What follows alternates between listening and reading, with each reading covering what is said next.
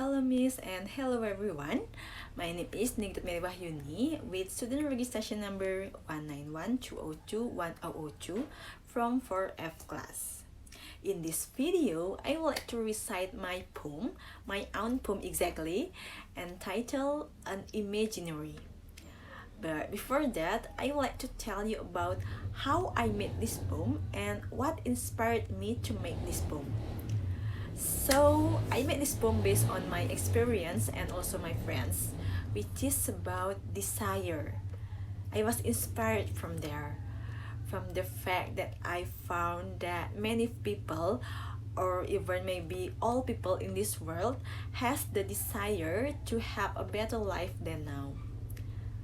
This I can imply that these people want to be like that because the life they are living right now is not going well or maybe has too many problems. This is evident from the number of people around me saying something like, if only I had a car, if only I were the prettiest, if only I were a rich man who can buy anything I wanted. Then I believe when those people say something like that, they imagine it, and sure enough, they smile at that time. So from here, I thought, how about I make someone's imagination to represent all of them? And here I am, writing a poem that telling about someone's imagination. And so here is my poem. An Imaginary by Mary Way. When her window of her soul is closed, her world has changed from dark to light, from die to life. When her window of her soul is closed, God is on her side. She's the luckiest, she's the happiest. The world is in her grasp. When her window of her soul is closed, she has everything. But when her window of her soul is opened, her world is empty. So now it's about the analysis results of my poem. The figurative language used in my poem are allegory, anaphora, symbolism, denotation, connotation, hyperbole, and metaphor. This poem is an allegory of imagination. It tells about a woman's imagination in a conscious state. So at the first stanza, in the first line, the first line is an anaphora because it is repeated at the beginning of every line of the stanza to signify its importance. Besides, this line is also a metaphor because it describes an object in a way that isn't literally true.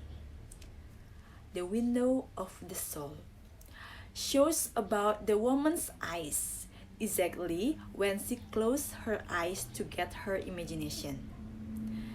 And then the second line, her world has changed, is also a metaphor which is show her life changing in her imagination when she closed her eyes. It is described in the third and fourth lines.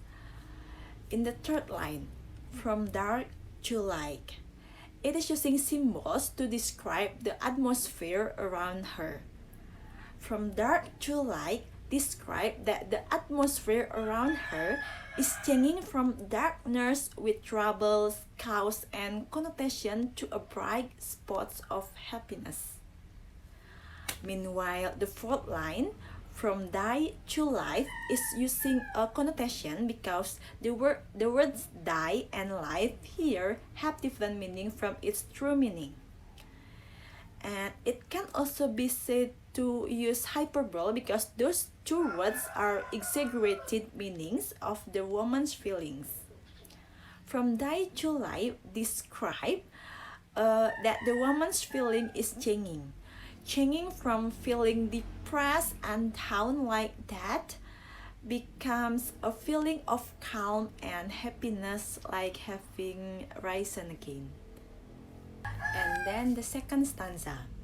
The first line, when her window of soul is closed, is the same with the first line at the first stanza, so the meaning is the same too. It is repeated to signify its importance, an anaphora. And then the second line, God is on her side, is a metaphor. It is told us about the luck that the woman got. Whatever she did, in the case of in her imagination, God made it happen.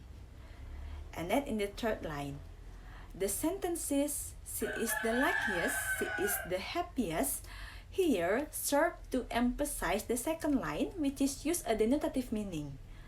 It explains the pure meaning of the words. So the sentence here, the sentence she is the luckiest in this line describe the woman that is very lucky in her life.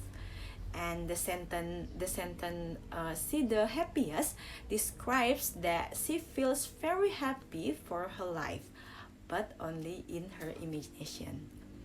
And then the fourth line, the world is in her grasp, is a hyperbole. It is because it's impossible to say that such a large world is within our small grasp. The fourth line here describes about how her life went smoothly. What she asked for, what she wanted, she got it.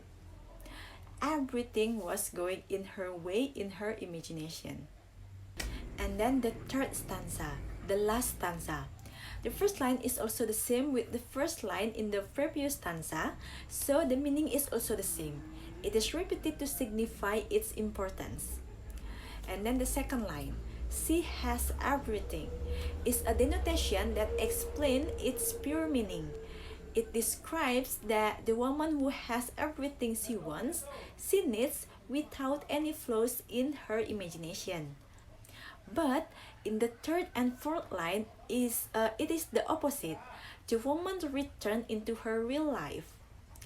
But when her window of her soul is open, is a metaphor of her eyes that describe the woman when she opens her eyes, saw the real world and ended her imagination. Then she saw her world return to the way it was in the beginning before she starts her imagination. And then the sentence, her world is empty, is also the metaphor that describes how her imaginary world was disappears. She returns to her real life, which is very inversely proportional to the life in her imagination. And simply, the life in her imagination was the life she hoped for. It is the opposite of the real life she is currently living, a life that never gives her sense of satisfaction. The life of satisfaction she wants, she gets in her imagination only. But imagination is still imagination, which is temporary and unreal, which she only gets when she closes her eyes and get her imagination. When she opens her eyes, everything just returns to normal. So Miss and everyone, this is my poem and the analysis. Thank you for watching and goodbye.